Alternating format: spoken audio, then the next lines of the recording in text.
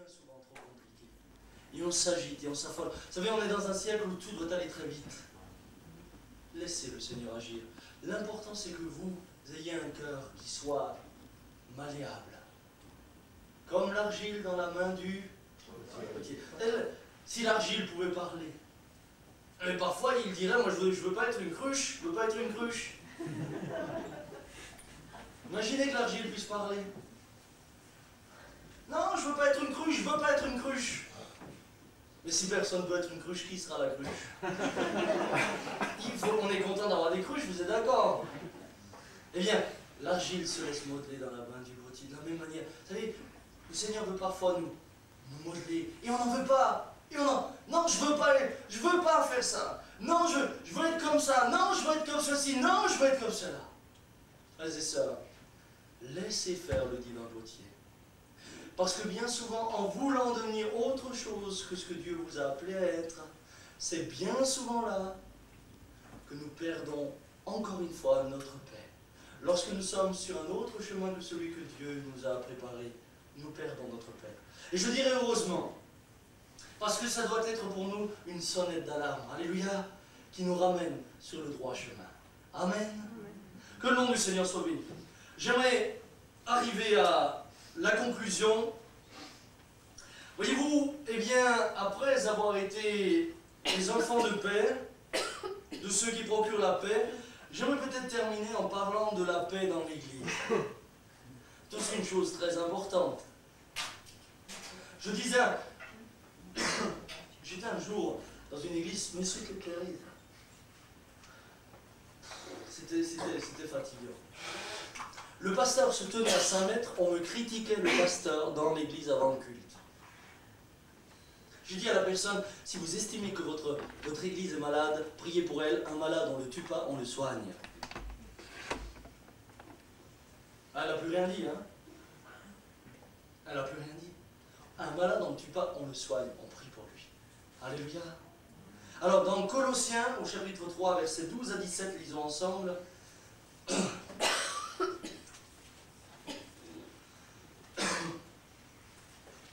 Ainsi donc, comme des élus de Dieu, saints et bien-aimés, revêtez-vous d'entrailles, de miséricorde, de bonté, d'humilité, de douceur, de patience.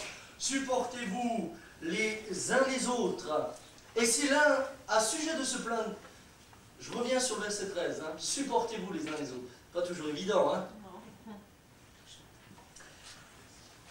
Et si l'un n'a sujet de se plaindre de l'autre, pardonnez-vous réciproquement, de même que Christ vous a pardonné, pardonnez-vous aussi. Mais par-dessus toutes ces choses, revêtez-vous de la charité qui est le lien de la perfection, et que la paix de Christ, à laquelle vous avez été appelés pour former un seul corps, règne dans vos cœurs et soyez reconnaissants.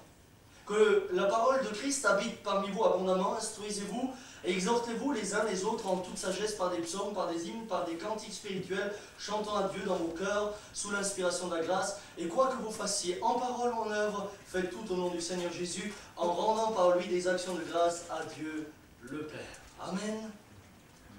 Voyez-vous, la paix dans l'Église est quelque chose d'essentiel. Qui désire gagner des âmes? Levez-moi la main. Frères et sœurs, pour gagner des âmes, pour que l'Église gagne des âmes, il faut que la paix y demeure.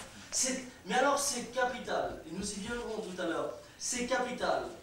Et vous, le diable essayera toujours de voler la paix en semant la zizanie dans l'Église, mais là il est dit, supportez-vous. Supportez. Le terme supporter, signifie que parfois l'autre, il muse le système nerveux. Hein. Mais enfin, Seigneur, si tu l'as mis à côté de moi en tant que frère, tu vas aussi me donner la capacité de le porter et de le supporter. Qu'est-ce que vous aurez arrangé s'il y a entre vous de la dispute? Qu'est-ce que cela va apporter de plus si entre vous il y a la division après? Rien. Vous aurez simplement privé l'Église d'une bénédiction, c'est la paix. Et je dirais que nous sommes tous responsables dans nos églises de la paix qui y demeure. Et vous ne pouvez pas dire que la paix c'est que l'affaire du pasteur. Bien sûr, il a une part importante. Il a une part importante, mais il n'a pas toute la part. Il n'a pas toute la part. Chaque membre du corps est responsable de la paix qui va régner dans le corps. Chaque membre.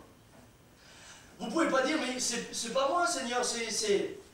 Un jour, le Seigneur nous demandera à chacun d'entre nous des comptes.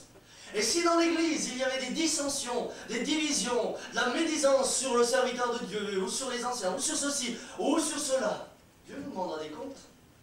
Si l'Église a été privée de bénédiction parce que nous avons été non pas un de ceux qui procurent la paix, mais qui a procuré la division, la Bible nous dit que la division ne vient pas de Dieu. Alors si elle ne vient pas de Dieu, elle vient d'ailleurs. Et si elle vient d'ailleurs, c'est que ceux qui l'ont commise ont été inspirés par celui par qui elle est venue. Frères et sœurs, je crois que c'est important de le réaliser. Et je crois que c'est une chose capitale. Pour cela, eh bien, il y a un remède important dans Timothée 2, verset 23. Il y a ce conseil de l'apôtre Paul à Timothée. Repousse les discussions folles et inutiles, sachant qu'elles font naître des querelles. Alors parfois, il y a des disputes mais pour rien. Des églises qui sont divisées entre les anciens, mais pour rien. Pour rien. Des détails. L'apôtre Paul lui dira, mais repousse les discussions vaines et inutiles. Repousse-les. C'est souvent avec rien que le diable veut nous diviser. Et pour cela, il faut repousser. Eh bien, on va laisser ça de côté. Laissons de côté ce qui nous divise. Laissons de côté ce qui nous divise. Alléluia. Frères et sœurs, c'est important. Dans 1 Corinthiens 14, verset 33, il est aussi parlé des dons spirituels qui eux aussi doivent procurer la paix. Car Dieu n'est pas un Dieu de désordre, mais de paix.